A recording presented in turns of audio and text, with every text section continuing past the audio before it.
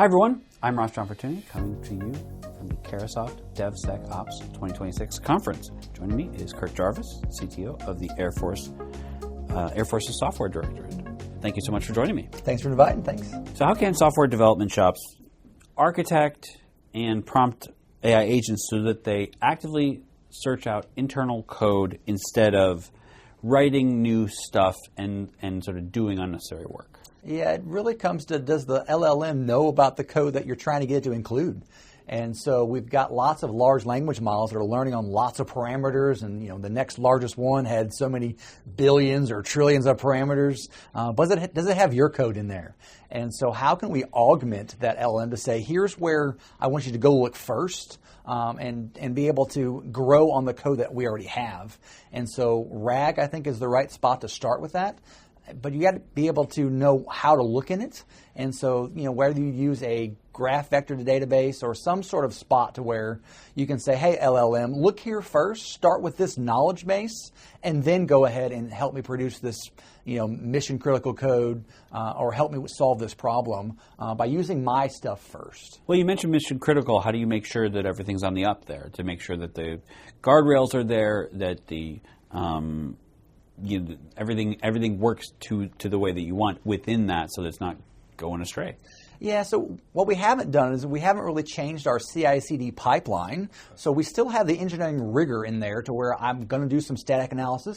I'm going to do some dynamic analysis. I'm going to look at the requirements. I'm going to validate with some testing. I'm going to do some fuzzing. And so regardless of where the code comes from, whether that be a new engineer, an intern, or a new AI agent, I still need to pass the same engineering rigor that the rest of my code does. And so I really focus our work on, is the engineering pipeline a standard that we can support? And if it is, then I should be able to take any code that we generate, and I can increase my capacity by having the AI help augment us.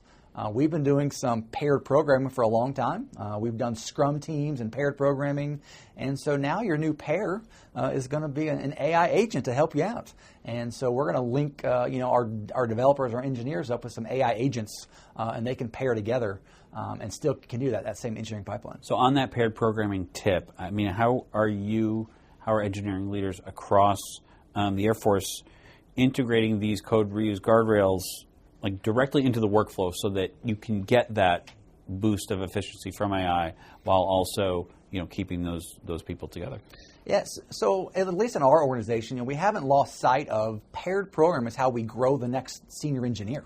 And so we really don't want to remove that capability of growing up that junior engineer to be that senior person.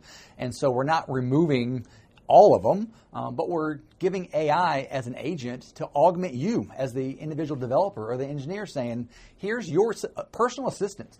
And I'm a firm believer of human on the loop, not human in the loop. And so we want that AI agent not to be slowed down by us, but we want that human agent to come back and check in and say, am I on the right track?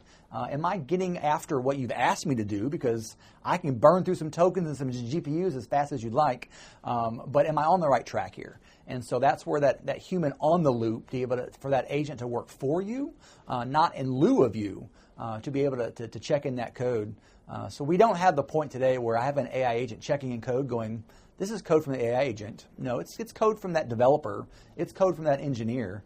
And they're the ones that are saying that, yes, I've reviewed it. I've paired with my agent. And this is our code that we're submitting with my name on it. What kind of feedback have you heard from these humans? Well, so some of the feedback is the AI didn't give me what I wanted. Mm-hmm. And I say, well, how'd you prompt it? And that's where it goes back to, did I really ask the AI to give me what I wanted? And was I articulate enough as an engineer to spec out my requirements? Did I say what the output had to look like? Did I give it the right constraints?